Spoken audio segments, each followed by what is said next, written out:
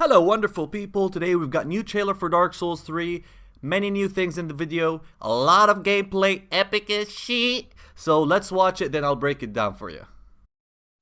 Peggy 16.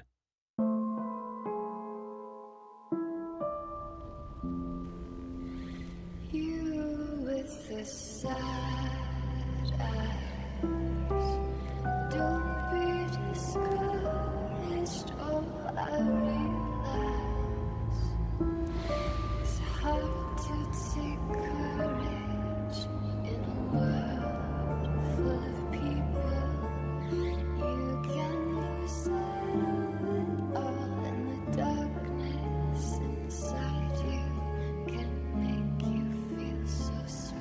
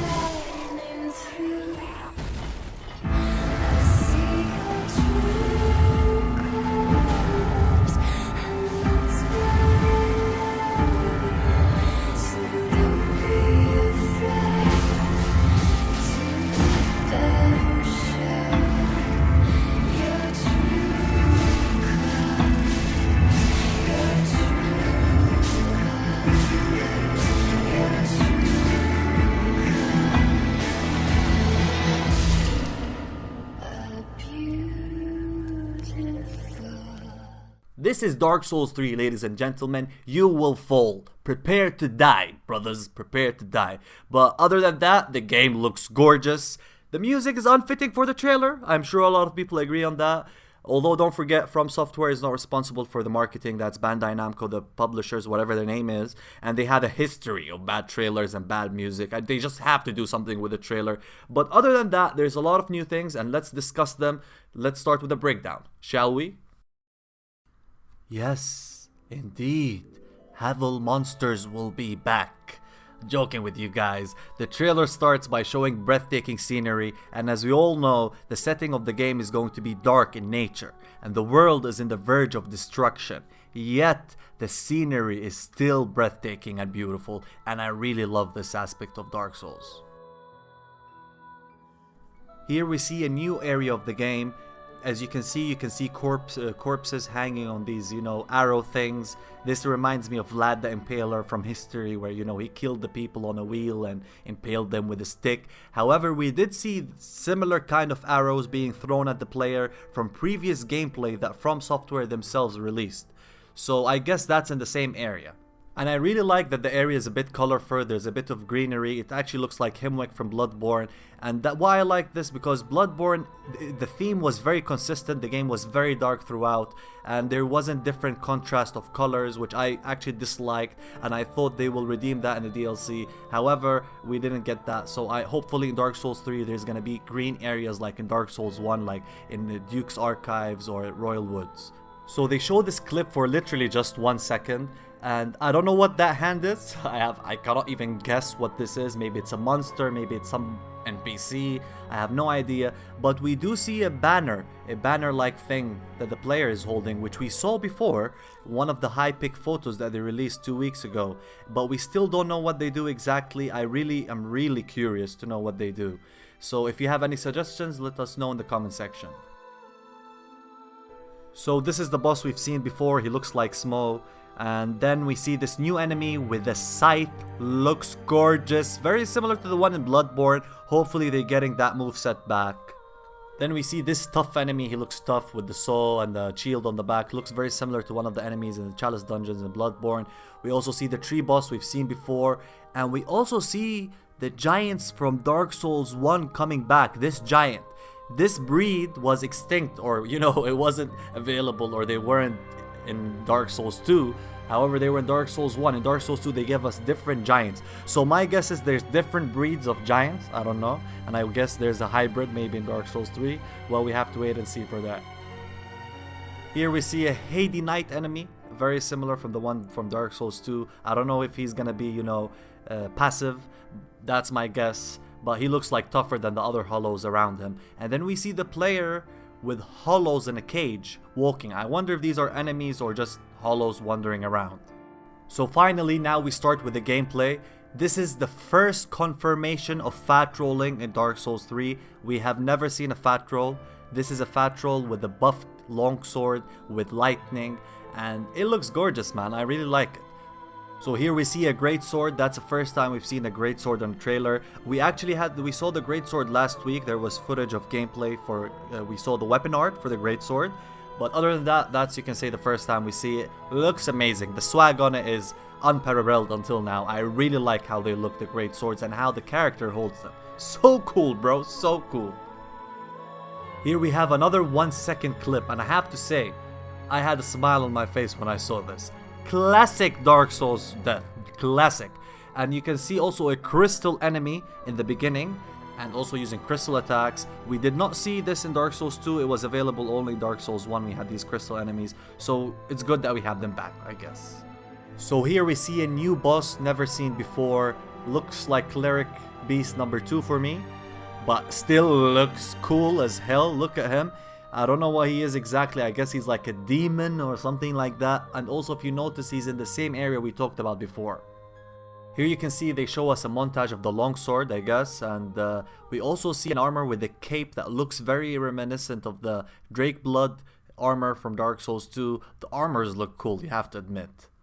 So here we have another showcase of the longsword and the great sword against hollows and dogs, and they also showcase or show us different areas and different enemies and hollows.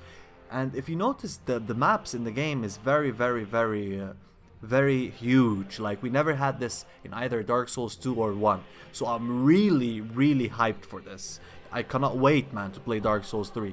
But there's nothing special in this clip. I think the clip after that is the most special in the video. So here we see a player fighting against this abomination of an enemy with a buffed pole arm kind of weapon on your left hand. So this is new.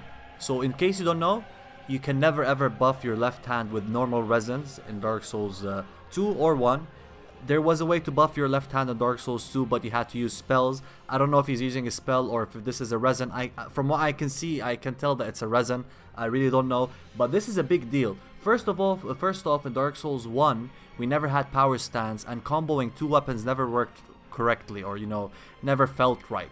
In Dark Souls 2, they brought us power stance, where you can hold two enemies and get special attack. Two weapons, and you get special attacks. And you can also not power stance them and use two weapons that complement each other, like a slow one and a fast one. And we got confirmation that Dark Souls 3 has no power stance. So we never knew about how, if you can, you know, have a weapon on your left hand. As we can see, yes, you can. He has a pole arm on his left hand and another weapon on his right. That means you can use two weapons, which is really good news, because that opens up many more playstyles. So again, we see this boss again. We've seen him dozens of times, nothing special. However, in this fight, we see the tree boss again in the second stage. That's the first time we ever see it, because of the first stage, in the end, you drop below, and we never seen what happens after. So we see it now. And also, they take another thing straight from Bloodborne. It was never in Dark Souls. And that is, if you hit the boss in a certain limb, and you give like certain damage, like if you see the certain threshold of damage, this limb will get stunned, and it will receive extra damage when you hit it. And of course, in Bloodborne, then the boss healed after a while. I don't know if that's gonna be the case in Dark Souls 3, but that's very interesting. Really, I really like more boss mechanics is always great. Here we see a new mace and a new armor. The mace looks gorgeous. Can you see the sparkling thing on the head of the weapon? Looks amazing, and actually looks like it's gonna have some range. It's a bit long, and the armor looks amazing. Cannot wait to see the cloth mechanics in Dark Souls 3. Here again we see the player having two weapons, one in his right hand, one in his left. We can see a curved sword on his left hand and a pole arm on his right. The left weapon looks like a shotelle, that's my guess. Here we see a new dagger and a parrying dagger on the player's left hand, which is also new, also good. And if look at the background on the area, man, looks gorgeous. Really, I like these kind of environments. And also, if you notice that the knight that we're playing against has a weird, awkward buff on his sword. I guess this is the magic sorcery buff, but I don't know. It looks like new, something new. Maybe it's a new kind of buff. You have to wait and see for that. And the moment we all been waiting for, a freaking katana. A freaking katana. Look at the meta now, guys. Look at it now. This is what we're gonna see, the most common thing we're gonna be seeing in PvP. This sword, as you can see, spamming like there's no tomorrow. Very, very reminiscent of katanas. But yeah, other than the jokes, looks cool. Who doesn't like katanas? Let's be real. And also the helmet is kind of cool also. Looks weird. Looks like Vengral's helmet or whatever, that NPC from Dark Souls 2. Here we have another 1-second clip. This enemy looks very, very similar to an enemy from Olusil Township from Dark Souls.